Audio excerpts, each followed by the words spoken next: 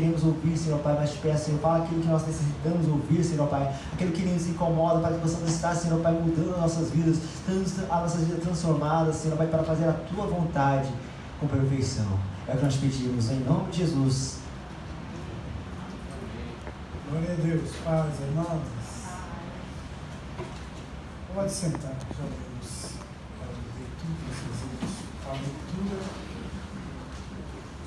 Louvado seja Deus. Esse assunto, amados, ele veio numa hora realmente muito importante na vida da igreja. Os ataques que a igreja está sofrendo, ela é um ataque sutil, não é um ataque principalmente aqui no Japão ou no Brasil, como antigamente, que era perseguição dos homens, mas é um ataque que muitas vezes está dentro da igreja também. E de dentro da igreja saem esses apóstatas, e aí então começam a introduzir as suas doutrinas malignas para desacreditar a igreja do Senhor. Satanás, ele tem essa sutileza, essa forma. Ele descobriu que se perseguir a igreja querendo destruir os crentes, ele acaba aumentando mais ainda o número. Então ele está usando uma estratégia de dentro para fora. Ele está penetrando dentro das igrejas. E a promessa dessa sutileza é crescimento, é enriquecimento da igreja. E é por isso que em décadas já passadas já começou esses movimentos. E nós estamos vendo hoje um estado da igreja passando por momentos difíceis, e é por isso que no sumário da introdução desse trimestre nós teremos estudos a respeito dessas formas que ele está usando para destruir a identidade da igreja. A igreja está perdendo a identidade diante do mundo. A igreja muitas vezes está tão parecida com o mundo que não dá para fazer a diferença mais. Não somente de aspecto exterior, mas o comportamento, por causa da relativização das verdades. É o tempo pós-moderno que estamos vivendo. E nós vamos ver hoje quais são as armas, qual é a defesa que devemos usar para isso, para que nós não sejamos também tragados por esses enganos, essas sutilezas, né? Então, na introdução, ele fala sobre estudar diversos ataques contra a verdadeira igreja. E isso acontece porque Satanás, ele sempre se opôs ao povo de Deus, tanto na antiga quanto na nova aliança. Fora do contexto bíblico, a igreja sempre experimentou a oposição do diabo, e nem sempre esses ataques acontecem do mesmo jeito, da mesma metodologia ou a mesma intensidade. Contudo, o agente por trás desses ataques sempre é o mesmo, Satanás, não é verdade? Então, no primeiro tópico nós temos a igreja sob ataque, a sutileza desse ataque. Um fato de fácil constatação, né, é que a oposição sistemática ou sistematizada às verdades cristãs, essa oposição, elas vem crescendo nas últimas décadas, elas vêm sendo aumentadas, e parece que nesses últimos dias ou anos, há poucos anos, vem como uma avalanche, foram acumulando, e está vindo como uma avalanche, de uma forma que muitos estão até confusos, né? Se em anos passados a perseguições e conflitos, né, bélicos eram os instrumentos usados, hoje é de forma sutil. Elas ocorrem, por exemplo, com a normalização do comportamento e práticas contrárias à fé cristã. Muitos crentes, por não conhecerem as Escrituras, eles acabam se conformando com o comportamento que lhes é imposto, induzido ou até mesmo atraídos pela natureza humana carnal e pecaminosa. Então tem crentes hoje, homens, mulheres casadas, solteiras, homens casados, solteiros, usando sistemas, usando uma forma de vida que dá prazer e é satisfatório para alimentar uma autoestima interna que não tem nada a ver com aquela autonegação que a Bíblia chama o crente, negar a si mesmo para servir ao Senhor. Então, essa indução que leva a pessoa a relativizar os pecados, o comportamento, distancia a igreja ou a pessoa de Cristo, e aí a pessoa começa a ser atraída e puxada para o lado imoral, para o lado errado da vida cristã, porque se confunde. Antes, muitos dizem, era muito severo os costumes, né? Usavam-se de formas muito exageradas os costumes, até mesmo chamando doutrina de homens de doutrina de Deus. Hoje, por causa disso, as pessoas hoje estão preferindo e se enganando com doutrina de Deus e doutrina de demônios.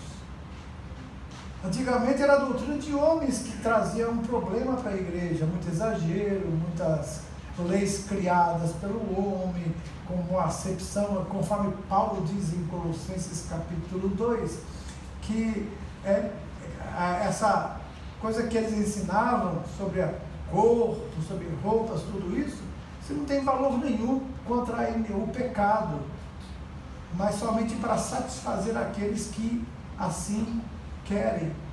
Agora, passando essa época, vem agora outro tipo. Então ele está, em vez de ficar no meio, ficar na temperança, como é o fruto do Espírito, agora o que está acontecendo é que está se normalizando as pessoas se deixarem levar pelo que dá satisfação, pelo entretenimento, pela alegria de estar na igreja, não para adorar o Senhor, mas por causa do que a igreja tem a oferecer com relação ao entretenimento, a satisfação da carne.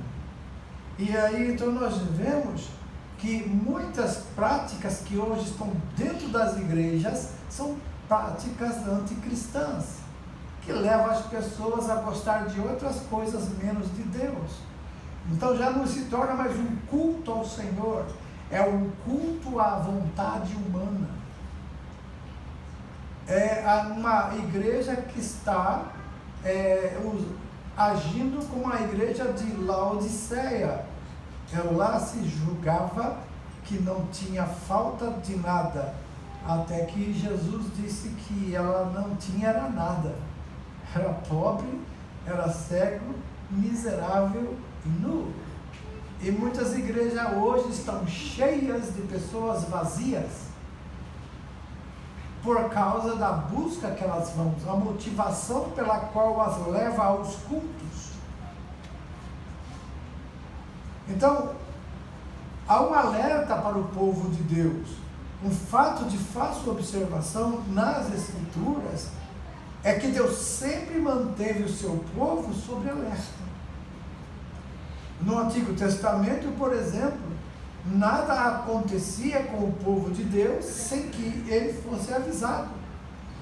Deus disse: por acaso farei eu alguma coisa sem antes revelar aos meus profetas, aos meus santos? Então Deus sempre ele vem com a advertência. O importante é o quanto nós estamos atentos às advertências de Deus, pois o trabalho do inimigo é nos distrair para que há um ponto de não ouvirmos as advertências de Deus. Será que nós não estamos sendo envolvidos nessa distração que o mundo está aí oferecendo? Então, na verdade, Deus, sem que fosse avisado, Deus não fazia e não faz. Ele continua avisando, continua alertando, mas muitos não estão ouvindo, muitos não estão apercebidos. Os alertas, as advertências sempre vinham. E isso pode ser visto tanto em relação às pessoas quanto aos grupos. Aí, toda vez lá no Velho Testamento, você vê que Deus avisava a nação, avisava os profetas, avisava os reis, usando os seus servos para trazer a advertência, para tomarem cuidado. Agora, na sua primeira carta ao Timóteo, também quando Paulo escreve, ele escreveu um grande alerta que o Espírito Santo dava à igreja. Como nós lemos, o Espírito expressamente diz. Veja que agora é uma palavra mais forte. Ela diz que esse advérbio grego aí, retos, traduzido como expressamente, ela possui o sentido de, o Espírito claramente diz, sem sombra de dúvida do Espírito diz. É isso que está falando, que o Espírito do Senhor faz conhecido ao seu povo os perigos que o cercam. Então, no tópico 3 aqui, subtópico 3, a igreja na reta final. A sutileza de Satanás, amados, para atacar a igreja de Cristo, ela é claramente revelada pelo Espírito Santo. Deus preveniu a igreja que isso aconteceria. Sabe? Não há razão, portanto, para surpresas. Isso é, nossa, aí o que está acontecendo? O que será que vai ser isso? Bom, Deus sempre, Ele advertiu, o Espírito Santo sempre trouxe. Agora, muitos, por estarem afastados, por estarem distraídos, até muitas vezes ocupados demais com as coisas desse século, eles acabam não ouvindo os alertas de Deus. Desapercebidos que estão, começam a se envolver e se deixar levar pelo que o mundo está vivendo. Veja como tem crentes sofrendo, desesperados por causa dessas pandemias, desses convites. Isso é coisa, amados, que o crente deve confiar em Deus. Ele deve descansar no Senhor, porque o Senhor tem o controle da nossa vida. Ele não permitirá nada, Ele não permitirá acontecer nada conosco que Ele não tenha já nos avisado e prevenido. Então, descansa no Senhor, confia nele, faz a sua parte no cuidado que deve ter. O resto, deixa que o mundo se apavore e você descansa no Senhor. Senão a gente vai ficar o tempo todo dando razão para o mundo, razão para as suas até falácias e enganos, amados. Tem muito engano por aí. É lógico que existe sim as verdades, mas no meio da verdade tem os acréscimos, tem os exageros, tem a parte financeira, que é mais importante para eles, entendeu? Tem muita gente ficando muito rico com essas coisas. E para eles o bom mesmo é que haja cada vez mais pandemias, cada vez mais coisas aumentando, porque o povo corre todo desesperado para comprar, para se entregar, para deixar acontecer tudo. Mas aquele que confia no Senhor, a Bíblia diz, é como o monte de Sião, não se abala, mas permanece para sempre. É um dos enganos que está acontecendo para levar o povo a caminhar também para esse lado que nós estamos conversando aqui. Deus, Ele sempre previne a igreja. Não há razão, portanto, para surpresas. Foi previsto, tudo registrado nas Escrituras. E além desse fato, o Senhor também mostra que isso aconteceria nos últimos tempos. Olha só, o Espírito expressamente diz que nos últimos tempos apostatarão alguns da fé, dando ouvidos a espíritos enganadores e doutrinas de demônios. Quando fala doutrinas de demônios, são ensinamentos que vêm dos demônios, mas parece cristão. E por quê? Porque as pessoas que muitas vezes trazem esses ensinamentos são pessoas que já estavam no meio de nós, viviam entre nós, eram até líderes importantes, fortalecidos, ensinando a palavra como ela é. Mas de repente eles viraram a cabeça, mudaram a sua concepção, aceitaram os enganos e agora são ministros de Satanás, usados para enganar o povo de Deus com as suas teologias facciosas e enganosas. Cuidado, amados. O nosso maior mestre é o Espírito Santo. Aleluia. Jesus disse: Ele estará em vós, Ele vos ensinará. Então vamos dar mais ouvido ao Espírito Santo. Ele vai dar a você e a mim discernimento. Mas para isso nós vamos ver no final da lição, para ter esse discernimento que precisamos fazer. Ok? A expressão últimos tempos é uma referência que compreende sendo a era da igreja. Quando começou a era da igreja? O apóstolo Pedro disse que o derramamento do Espírito Santo fazia parte dos eventos dos últimos dias. Então nós estamos vivendo os últimos dias, mas como já fazem quase 2000 anos, talvez nós estejamos na última volta, no momento quase já do encontro do ponteiro. O apóstolo Paulo também descreve como homens se comportariam nos últimos dias, né? Lá em 2 Timóteo 3, né? de 1 a 7, você vai ver. Seriam amantes de si mesmos, irreconciliáveis, sem afeto natural, desafeiçoados, desobedientes a pais e mães, que não respeitariam nada. Então isso já estamos vendo acontecer em uma geração. Pessoas desafeiçoadas, pessoas que não têm nem desejo de ouvir a palavra de Deus. E isso é triste, porque isso traz uma desgraça espiritual, que essas pessoas, mesmo ouvindo, não estão entendendo, e elas estão encaminhando céleres para a perdição eterna, porque não tem o Espírito Santo e não deram voz ao Espírito de Deus. A precisão com que foram descritos esses sutis ataques de Satanás contra a igreja, e não a referência dia e hora, deveria servir de alerta no máximo para nós. Não tem referência de dia nem de hora, está acontecendo. Começou na era da igreja, está vindo. Então nós podemos estar vivendo esse último momento. A profecia é bem clara, ela é objetiva em descrever comportamentos, ações, práticas que marcariam o tempo final.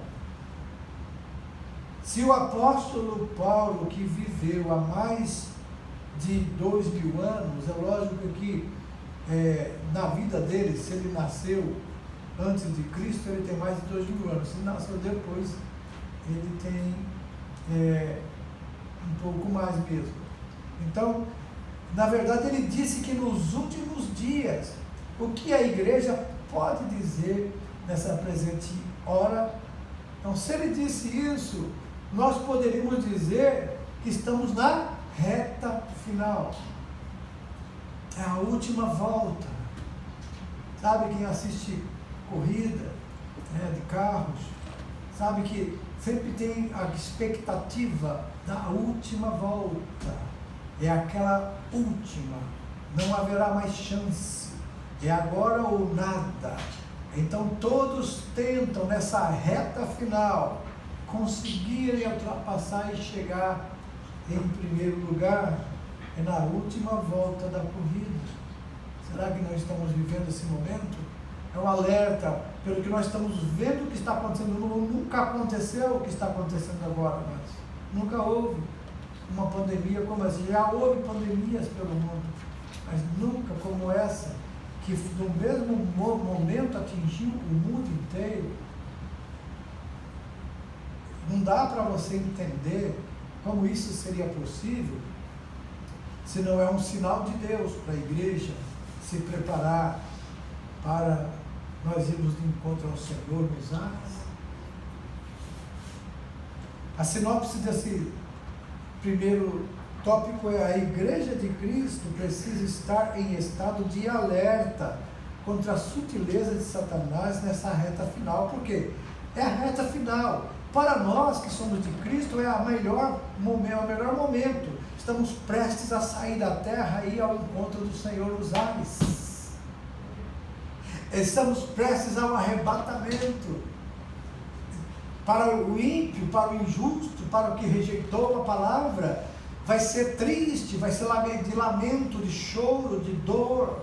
Mas para aqueles que temem ao Senhor, está para nascer o sol da justiça, está para aquele dia glorioso, esse dia maravilhoso no encontro do Senhor. O segundo tópico fala sobre a natureza desse ataque. O ataque é de natureza espiritual.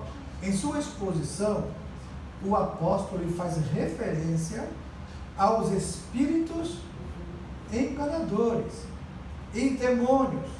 Não há nenhuma dúvida que é uma referência aos espíritos maus, que aqui também são chamados de demônios. Isso revela o quê? Revela a natureza dos agentes envolvidos nos ataques que são feitos à igreja. Satanás e seus demônios, os maiores inimigos da igreja, são seres sobrenaturais. E nesse sentido, nós podemos também dizer que a natureza desses ataques é espiritual. Então, de fato, ao escrever aos Efésios, o apóstolo Paulo ele diz que a nossa luta ela não é contra a carne nem contra o sangue, mas sim contra os principados e potestades. Então, o que significa isso? As pessoas podem estar nos atacando ou fazendo coisas, mas não é bem elas estão possuídas ou direcionadas, dirigidas por demônios para falar, para agir. São os demônios que dominam essas vidas, essas mentes ou esses corpos. Porque tem alguns que o demônio não se aposta do corpo, mas ele se aposta da mente. E ele age, a pessoa fala coisas que não falaria normalmente, age de forma diferente daquilo que ela é normalmente. Então, porque o inimigo aqui está agindo na mente. E outras, as circunstâncias que ele promove dentro de uma sessão no trabalho, dentro de uma fábrica, dentro de um ambiente, de um show, de um lado, ou até mesmo dentro da igreja. Tem pessoas que já vêm com a mente dominada por eles para corrigir, criticar, procurar defeitos, para depois sair e comunicar aos outros lá fora. Falar mal da igreja, falar mal do pastor, falar mal dos crentes. E isso, amados, é mente diabólica. São mentes dominadas por Satanás. Essa sutileza dele. A pessoa tem toda a razão.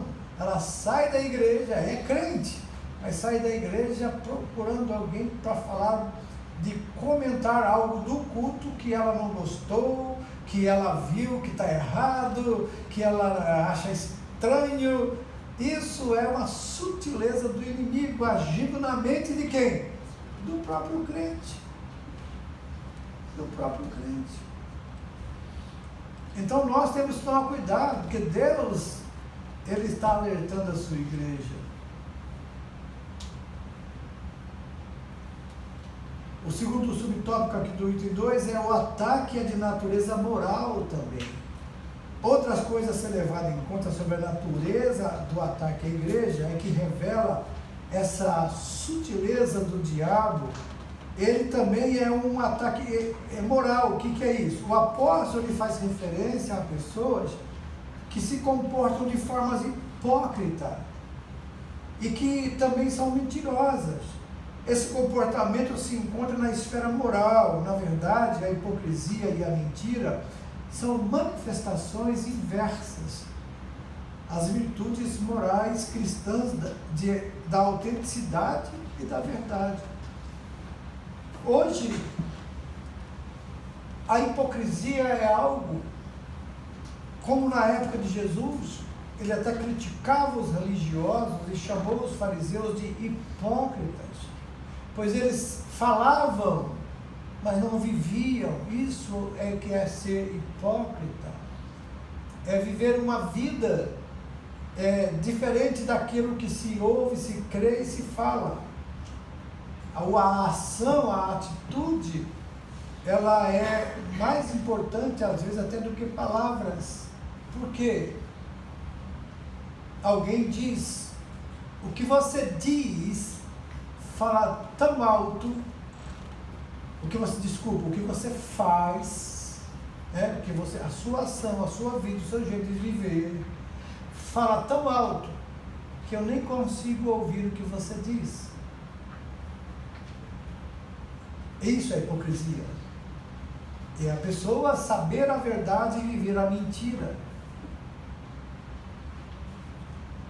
E tem muitos que acabam reconhecendo e dizem, a minha vida é uma mentira. E se houver arrependimento, cair aos pés do Senhor, confessar, Ele tem misericórdia para restaurar a nossa vida. Ele é um Deus de misericórdia. Nós não podemos aceitar viver desta forma, amados. Somos a igreja do Senhor Jesus. Fomos lavados e remidos pelo sangue do Cordeiro. Nós não podemos aceitar ser igual, nos conformar com este século. Nós temos sempre que nos transformar pela renovação do nosso entendimento. A operação do erro, ela sempre trabalha com a falsidade, com o engano. E Paulo também demonstra na esfera moral desse ataque, quando faz referência àqueles que têm cauterizado a sua própria consciência. Esse termo grego aí de cauterizar, que é suneidesis, ele é usado aqui para consciência, é uma referência à capacidade humana que ele tem de julgar, de entender o certo e o errado. Em outras palavras, é a faculdade humana por meio da qual se distingue o que é moralmente bom ou ruim. Então, uma pessoa com a consciência cauterizada, ela se tornou insensível para julgar o certo e o errado. Ela não consegue mais discernir se aquilo que ela está fazendo é certo ou errado, e ela fica confusa. E se alguém vai falar, ela pode até se irritar, porque eu não estou me sentindo essa culpa. O Espírito Santo não está me acusando, não está me falando. É porque a consciência já está cauterizada, ela ficou insensível. Ela não consegue mais saber o que é santo, o que é profano, o que é moral, o que é imoral, o que é certo, o que é errado. Ela se tornou insensível e ela está caminhando para a morte.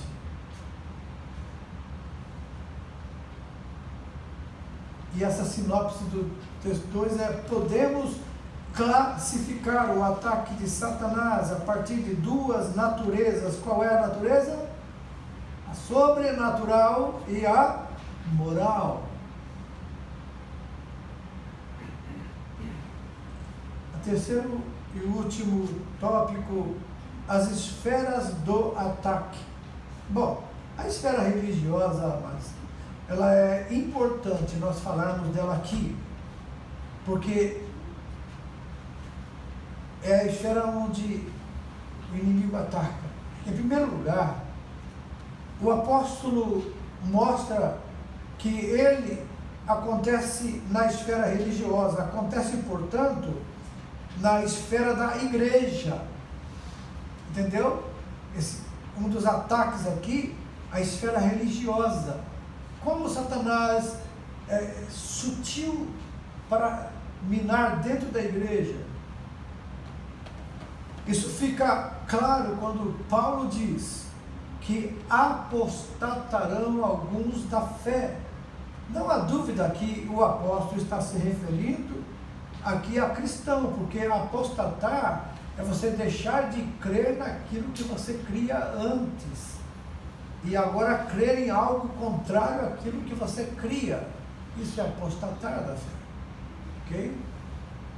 Então, cristãos professos que sucumbiram ao ataque do diabo, e o pior, agora estão a serviço dele. Por quê, amados? Porque conhece a Bíblia, porque conhece os ensinos, porque sabem pegar aquelas partes e colocá-las de uma forma que confundir aqueles que ainda estão aprendendo. E eles usam os textos bíblicos, usam as partes da Bíblia que os interessa convenientemente, separando algumas partes para então induzir ao erro aqueles que estão sem discernimento espiritual. Conhecer as Escrituras é o melhor antivírus contra essas coisas. E o que é pior, agora esses que antes eram usados na igreja, falavam na igreja, ensinavam na igreja, pregavam pelo mundo afora, alguns deles caíram na rede do inimigo, e os motivos são vários. Apostasia da fé é por causa, muitas vezes, de pecado, por causa de dinheiro, por causa de fama. Tudo isso é um engano que vai levando a pessoa a se descaracterizar como um verdadeiro cristão, tornando-se um mercenário do Evangelho, um vendedor das coisas de Deus, pois agora ele tem conhecimento, agora ele tem bagagem, e agora ele já tem fama, e aí ele usa isso para enriquecimento, para também torcer as verdades bíblicas para ser de uma forma que beneficie a si mesmo e torne dele até um rei, um Deus que ele quer ser adorado. Esse realmente é a síndrome de Lúcifer. Não é de admirar que dentro da própria igreja, que pessoas que mais causam danos e escândalos ao Evangelho sejam aquelas que já lutaram nas trincheiras. Contudo, por alguma razão, elas abandonaram a fé, se tornaram inimigos da igreja. E certamente você conhece alguém assim. É só ver nas internet da vida aí, as pessoas tentando confundir com longos trechos e histórias, criando dúvida no coração dos incautos. Incauto é aquele que não tem conhecimento, que não está preparado. Por isso que o crente, ele deve se preparar. É por isso que nossa igreja se preocupa tanto com o ensino da palavra, porque vocês estão sendo enraizados de uma forma que qualquer vento de doutrina que vier vai passar por vocês, mas não vai ficar em vocês. Amém? Amém. E não vai derrubar ninguém, porque a raiz está profunda na palavra. Aleluia. E a esfera social? Outra esfera do ataque de Satanás à igreja é a social. Isso pode ser visto na expressão de Paulo, que é proibido o casamento. O que ele quis dizer com isso, amados? É uma forma de dizer que o diabo se opõe à família, a célula máter da sociedade. E Deus que estabeleceu e criou a família.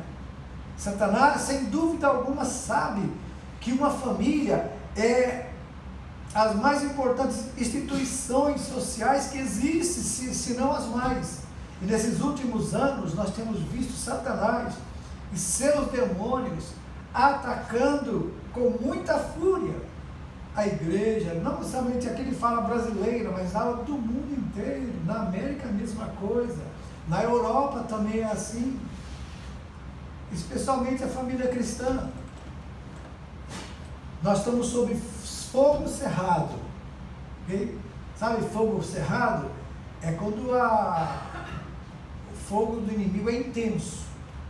As mais variadas leis e decretos têm sido criados com o intuito de desconstruir a família. E precisamos acordar, amados, para essa realidade. Eu vi uma deputada no Brasil, já tenho falado aqui. Ela é uma mulher que deve ter mais demônio que dedo na mão, nos pés. E ela falou: precisamos destruir a família tradicional. Precisamos erotizar as crianças e a família. Precisamos criar um incesto na família. Precisamos de criar uma forma que a família tenha liberdade entre ela, dentro da casa dela, para ter sexo com pai, filho, filha, mulher e todos, irmão com irmão, irmã com irmão, irmão. Precisamos fazer isso, ela fala, e vamos fazer leis para que isso seja certo, que não seja errado.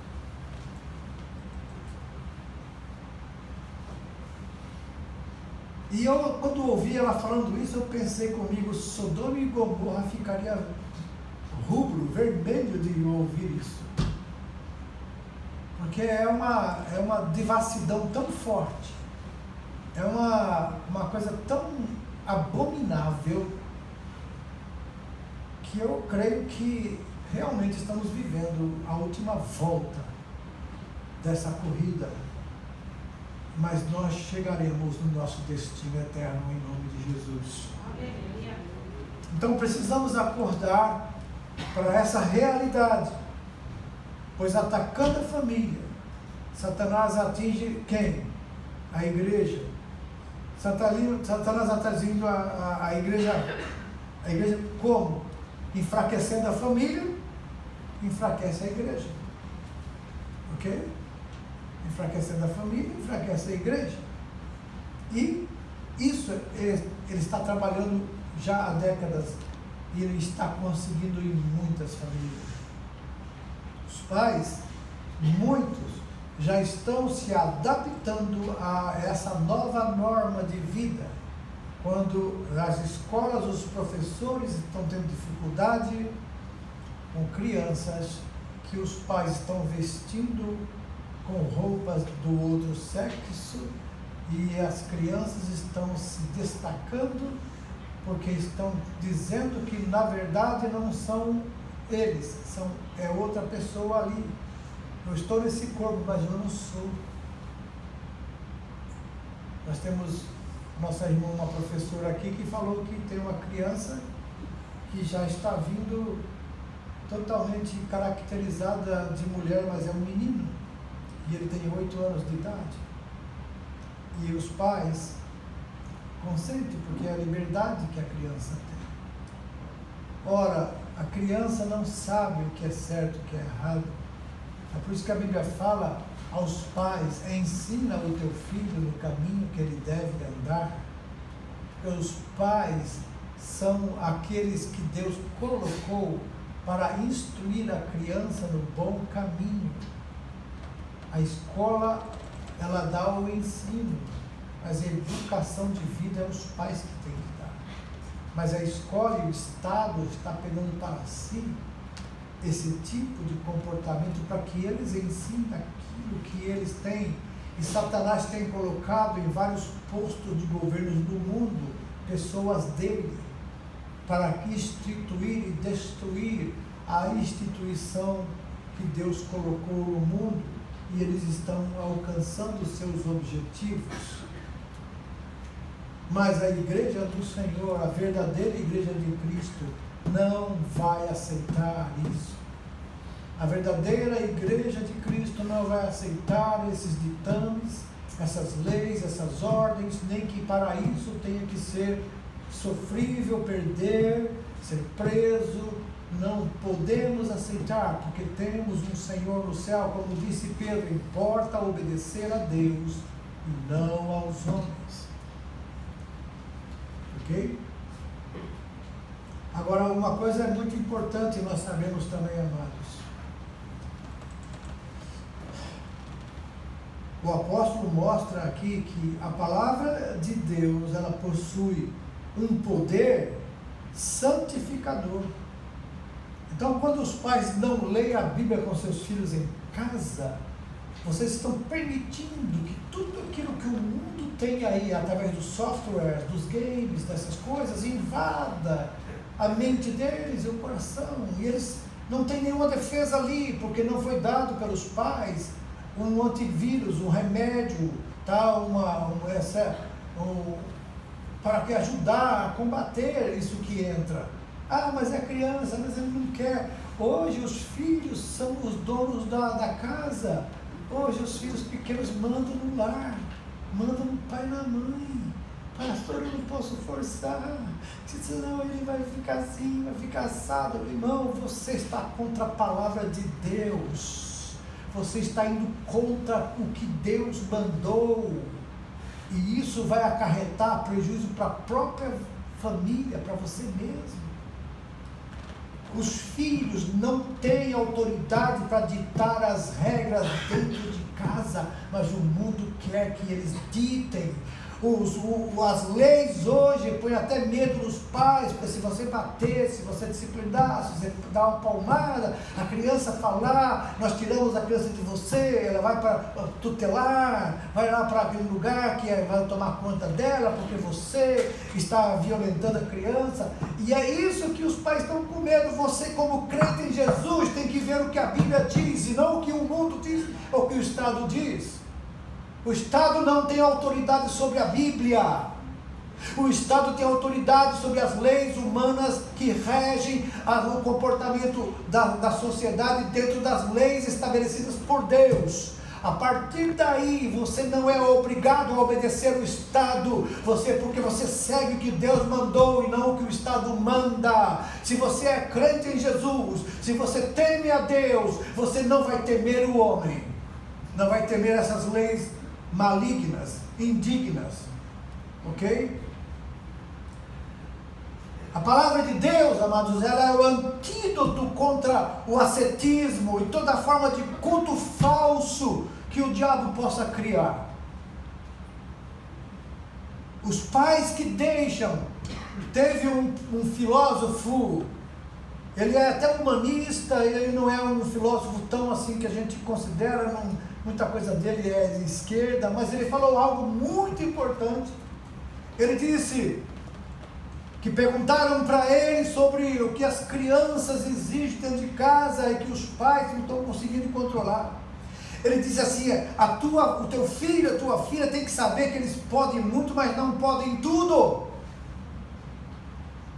E se você criar uma criança que tudo que ele quer, você faz, você está criando uma criança que vai ser um adulto imbecil.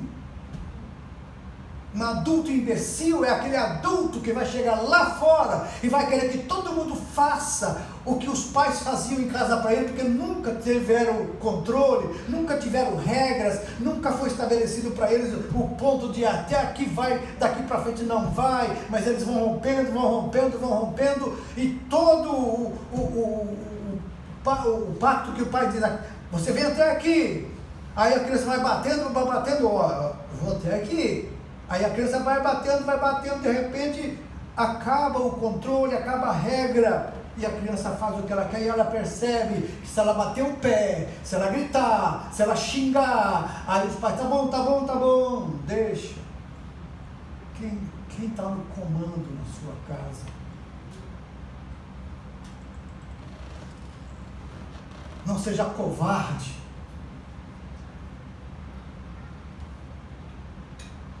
Porque você está destruindo o futuro do seu filho, da sua filha. Você está destruindo, da sua frouxidão, está destruindo um futuro servo de Deus, serva de Deus, um futuro cidadão de bem que seria bom para a sociedade. Ele será um pária, ele será o próximo marginal, o ladrão, o drogado. É isso que ele vai ser. Ou nós assumimos o controle que Deus deu aos pais na palavra, ou você está vivendo uma vida de hipocrisia na vida cristã. A palavra de Deus é bem clara quando ela diz aqui, ó, não há dúvida que Paulo diz que a palavra de Deus, ela é a espada do Espírito. A palavra de Deus, ela tem que ser ensinada a nossos filhos, é ela que vai agir contra o diabo, é ela que vai estar na mente do seu filho, da sua filha, para dizer para o diabo, não, a Bíblia diz isso, é o capacete da salvação, que Paulo diz, capacete da salvação e a espada do Espírito, que é a palavra de Deus. A palavra de Deus, ela tanto serve para ataque, como para defesa.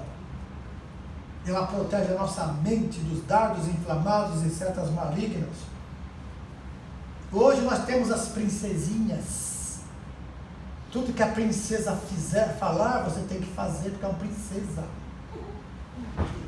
É um príncipe, tudo que dizer tem que fazer, porque é um príncipe. Não, ele continua sendo uma criança que precisa de regras, que precisa de aprender a palavra de Deus, que precisa aprender a respeitar os mais velhos, respeitar o culto, respeitar a igreja, respeitar o pastor, respeitar as pessoas mais velhas. É uma vergonha que muitos vão passar, porque não souberam educar, e vão passar vergonha lá fora. Que isso vai ser feito. Eu tenho visto pai e mãe apanhando de criança lá no hospital, lá nas lojas, nos shoppings, apanhando da criança, chutando, batendo. E o pai, não faz isso, não. Ah, se fosse no meu tempo. Não, só uma prensada assim, ó. Sabe que o sangue sai pelo dedo. Ele tem que saber. Quando a gente segura uma criança forte, não precisa bater, e ela xinga, grita, você se vai segurando ela vai perceber, opa, ele tem mais força que eu. Aí ela calma, porque ela é uma criança, ela não entende, ela não aprendeu a regra, não aprendeu a obediência, porque não foi ensinada. Então agora a gente precisa restaurar, resgatar isso. Não precisa ser violento, não precisa bater. Uma vez aqui na igreja, lá em Caçaia, eu me lembro muito bem, uma criança veio me chutar. Eu peguei nos bracinhos dela, só segurei ela longe de mim. Ela chutava e não acertava, porque ela não conseguia no tamanho da perninha dela. E era uma menina. E ela me olhava com a cara feia, e eu de ódio, assim, me odiando, e eu segurando ela. Eu falei, a hora que você parar de chutar e de gritar, eu te solto, tá bom? Aí o pai dela chegou perto de mim assim, pede pro pastor te soltar. Eu falei, eu só vou soltar quando ela parar de fazer isso, tá bom? Aí quando ela parou, eu soltei e falei, muito bem, agora sim, agora te solta. Ele pegou ela e levou lá, como se ia para enxugar as lágrimas dela. Depois essa menina começou a fazer desenhos em casa e pedir para entregar para mim, ela gostava de mim. Irmão, o que a criança gosta? Ela gosta de quem sabe tratá-la.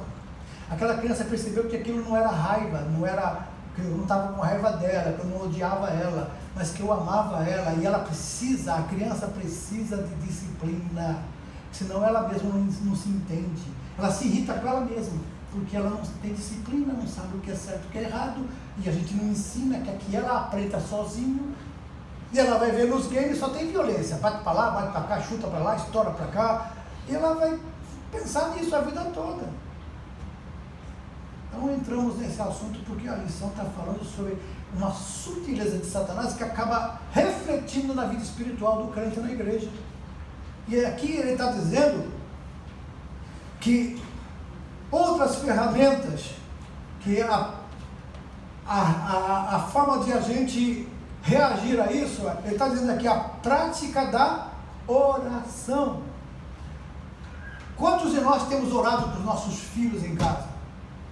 Quantos de nós temos feito oração quando vamos comer? Filho, vamos, já chega comendo. Mas peraí, vamos orar, vamos agradecer a Deus pela provisão de cada dia.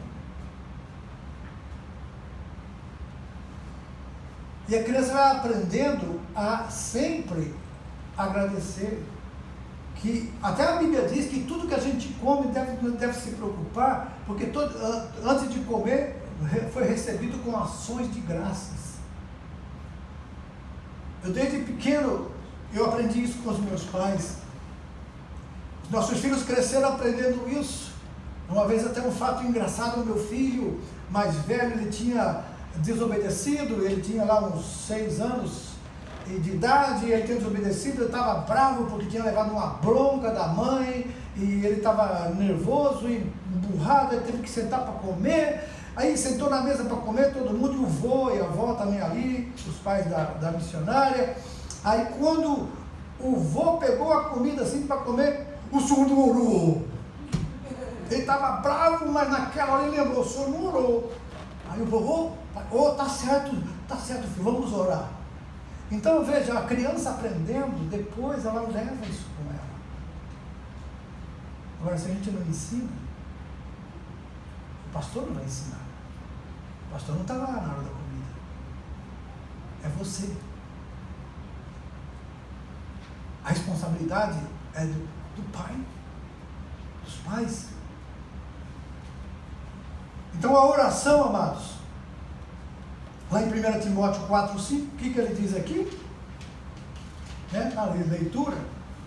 Porque pela palavra de Deus e pela oração é santificado. Isso é, toda criatura de Deus é boa e não há nada que rejeitar, sendo recebido com ações de graça, porque pela palavra de Deus e pela oração ela é o quê? Santificada. Aí está, amados, o segredo da vitória, do sucesso. Mas se a gente não colocar em prática, a gente vai continuar perguntando e nunca aprendendo. Então, na verdade, não há dúvida que o maligno ele tem levado vantagem sobre muitos cristãos, porque estes não demonstram perícia no manuseio da palavra. E na prática da oração, o apóstolo diz que as reuniões menos frequentadas, e nós vemos isso, onde que estão as reuniões menos frequentadas? São as reuniões dedicadas à oração. Tem até memes que saem na internet, né? Culto de show, né? Gospel. Tá lotado até na porta. Culto de oração. Ali, outro lá.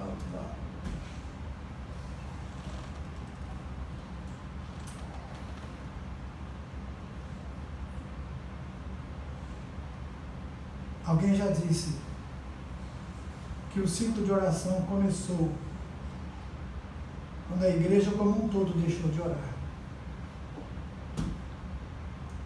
E outros também já disseram, os departamentos na igreja são muletas da igreja. Departamento de evangelismo, departamento de missões, departamento são muletas. Por quê? Porque a igreja deixou de ser.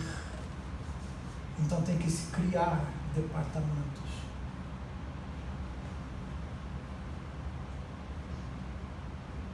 Portanto, persevere na oração. uma arma espiritual importante contra as sutilezas de Satanás. Irmão, uma igreja de joelhos, aleluia, se mantém de pé diante do mundo. Uma família de joelhos se mantém diante de pé dessa sociedade corrompida. Os teus filhos, os filhos dos teus filhos, serão agentes de Deus deste mundo e não servindo a Satanás, se você colocar de joelhos e ajoelhar-se diante de Deus, orar com eles, orar por eles. Nós temos essas armas. E a conclusão a sinopse 4, última, o apóstolo Paulo menciona pelo menos 2 armas que a igreja deve usar contra esse ataque que Satanás está dando. Qual que é? A palavra e a oração. Palavra e oração.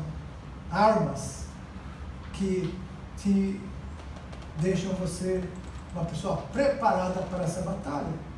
A conclusão: nessa lição nós vimos que o diabo ele tem atacado a igreja de forma sutis. E essa é uma realidade que cada cristão precisa se conscientizar. Se não tivermos consciência do que estamos sob ataque, não veremos a necessidade de nos defendermos.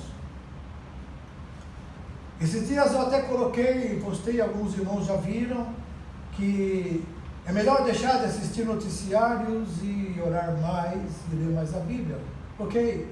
Mas eu e você, nós precisamos também de vez em quando ver os noticiários.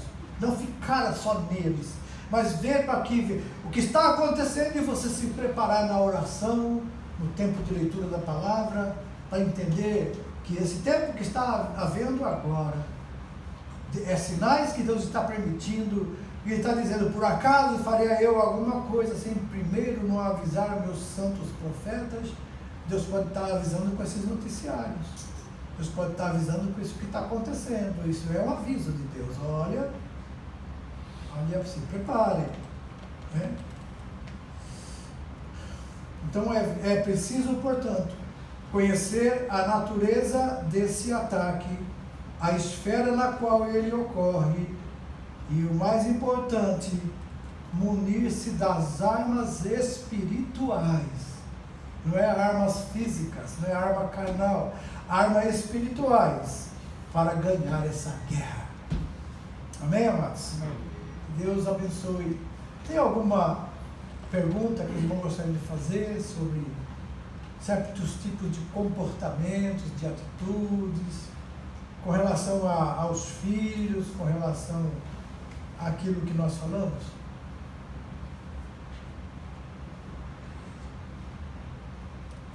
Pastor, com esse ponto aqui falando, com essa consciência cauterizada, né? Para isso tem cura? Tem. A cura da consciência cauterizada, ela não é fácil por causa da perda da sensibilidade. Cauterização, quem é mulher sabe muitas vezes que tem fez uma afeta a parte íntima lá do útero, e o médico vai lá e queima aquela parte. Ali dói na hora, mas depois fica insensível, não dói mais. Também não tem sensibilidade. Uma mente cauterizada, ela não consegue discernir mais, como nós falamos, o certo e o errado. As coisas, é santo ou é profano isso? É de Deus ou é do diabo? É pecado ou não é? Ela fica confusa, ela não sabe mais. E qual que é a forma de nós mudarmos isso? Leitura da palavra e oração. Essa é a arma. A leitura da palavra e oração vai sensibilizar de novo essa área que é a nossa mente. Que nós vamos ser agora advertidos pelo Espírito. O Espírito perdeu. A cauterização da mente é que o Espírito perdeu a liberdade de agir em nós. A mente fica fechada. Quando você começa a buscar a Deus novamente na oração, na leitura da palavra, no jejum, a sua mente começa a desabrochar de novo. Os neurônios espirituais começam a funcionar. O Espírito Santo começa a agir de novo e você vai discernir tudo. A Bíblia diz que o homem espiritual, ninguém o discerne, mas ele discerne tudo. Por quê? Porque é espiritual. Então é buscar a Deus, pedir misericórdia. Se temos errado com nossa família, nossos filhos, tem jeito, é só pedir perdão a Deus e começar. Eu falei para os irmãos já, quando lá nos Estados Unidos nós estávamos com nossos netos, nós fizemos tempos de leitura bíblica diária com eles, e o comportamento mudou, a casa mudou, até hoje eles vivem um momento feliz por causa do poder da palavra. A palavra, eu falei para minha filha, o poder vai estar na palavra, vamos encher essa criançada de palavras, você vai ver o que vai acontecer. Ela está feliz hoje, estamos viajando agora lá nos Estados Unidos, de férias, eles todos felizes, rindo, se alegrando, que era uma família meio desunida, estava meio com aqueles problemas de pandemia e tudo, a situação ficou ruim. Hoje eu vejo feliz como que a palavra de Deus fez naqueles 4 meses que nós ficamos lá com eles. Por quê? Porque Deus providenciou aquele tempo e comprovou o poder da palavra de Deus no coração das crianças. Tudo muda, mas tudo muda, porque o inferno, ele gosta, mesmo que você não se preocupe, não leia, deixe os seus filhos de fazer o que eles querem, porque aí ele faz os seus filhos o que ele quer também. E então nós não vamos entregar nossos filhos para ele, nossos filhos pertencem ao Senhor Jesus, e nós vamos educá-los na palavra de Deus, amém? Amém? Mais alguma pergunta? Pode ser que a palavra pegou em alguém, né? Não tem problema não. Pode ser que tenha doído agora, mas vai melhorar. Se você obedecer, se você entender que não é o pastor que falou, que é Deus que falou, você vai ver o que vai acontecer na sua família. Não é só na sua família que acontece. Porque o poder está na palavra. E quando é a palavra de Deus, quando é a palavra que está baseada aqui dentro. Isso aqui, amados, é espiritual. Isso aqui é um livro de papel, mas o conteúdo é espiritual. É poder de Deus para todo aquele que crê. Isso que diz, o poder de Deus para todo aquele que crê. Creia nela, amém? Que Deus abençoe. Vamos responder as perguntas?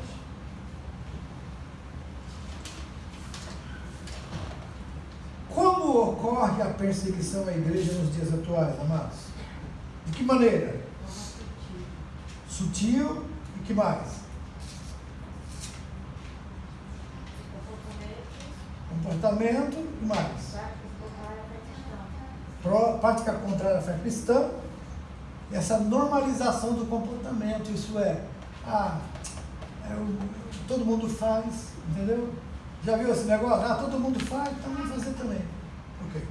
Segunda lição, o que significa a expressão últimos tempos? Na era da igreja. Então, se a igreja começou há quase 2000 anos, então nós estamos chegando agora, como já foi falado aqui, na última volta, última corrida. Reta final. Em qual esfera se encontra o comportamento hipócrita e mentiroso? Na esfera da moral. Um crente que diz não quando tinha que dizer sim. Um crente quando diz eu não fiz quando ele fez, ele é um hipócrita. Ele é um pecador, hipócrita e imoral. Qual a expressão bíblica que caracteriza o ataque à igreja na esfera social? Aqui fala a proibição do casamento. O que é? Lembra que nós explicamos o que é isso? Não é proibir casar, é tentar destruir essa instituição, minar o casamento. E é o que está acontecendo hoje. Hoje, quando se pensa em casar, eu me assustei isso há muitos anos atrás, há mais de 20 anos atrás, eu me lembro que uma mãe falou para uma menina de 11 anos: minha filha, você vai casar, mas você já tem que estar preparado, porque se divorciar você vai ter que casar com outro. Então, antes de a menina chegar ao ponto de casar, a mãe já estava preparando ela para o divórcio. E tem gente que fala assim: eu vou casar, se não der certo, aí eu divorcio e caso com outro. Então já está preparado, já, o caminho já está pronto, a estrada já está asfaltada, o diabo já preparou o barquinho, vai que eu já vou te preparar o divórcio. É isso aí. No dicionário do crente, quando casa, nunca devia existir essa palavra, divórcio e separação. Nunca devia. Verdadeiro crente. Eu tenho que dizer, vou casar. E eu falei para minha esposa, quando nós casamos, ao século passado, no nosso dicionário não tem a palavra desquite, que era na época conhecida, hoje não se conhece mais, e nem divórcio, ok? Vamos tirar do nosso dicionário? Vamos. Tiramos. E graças a Deus. Estamos juntos até hoje. Namorando de novo. Bom. Segunda lição. Quais as duas importantes armas ou ferramentas capazes de neutralizar os ataques do diabo? Palavra de Deus e... Oh, glória a Deus, está abençoado. Aleluia, é isso mesmo. Vamos orar ao Senhor? Vamos agradecer a Deus, né? Essa foi a introdução, viu, irmão, da revista. Vocês vão ter muitos assuntos muito interessantes. Olha, a próxima aula vai ser a banalização da graça. Depois, a imoralidade sexual. Depois, a normalização do divórcio. O materialismo, ateísmo. Ideologias contrárias à família. Relativização da Bíblia. Enfraquecimento da identidade pentecostal. E o movimento desses desigrejados. Essas pessoas que estão desigrejaram, saíram do nosso meio e combatem a igreja hoje. A prática da mordomia cristã, mídias sociais, tudo isso vai ser preparação para nós nos defendermos dessas práticas malignas. Amém, amados? Abaixe sua cabeça. Pai querido e santo, obrigado mais uma vez pela oportunidade que nos dá de nós estarmos aqui nos preparando para enfrentar os ataques de Satanás contra a tua igreja. Que o teu povo seja prevenido, que o teu povo seja preparado, quando o inimigo investir, nós estaremos todos com a armadura de Deus em nós, Pai querido, e nós enfrentarmos e ficarmos firmes após a batalha. No nome de Jesus nós oramos e agradecemos. Amém.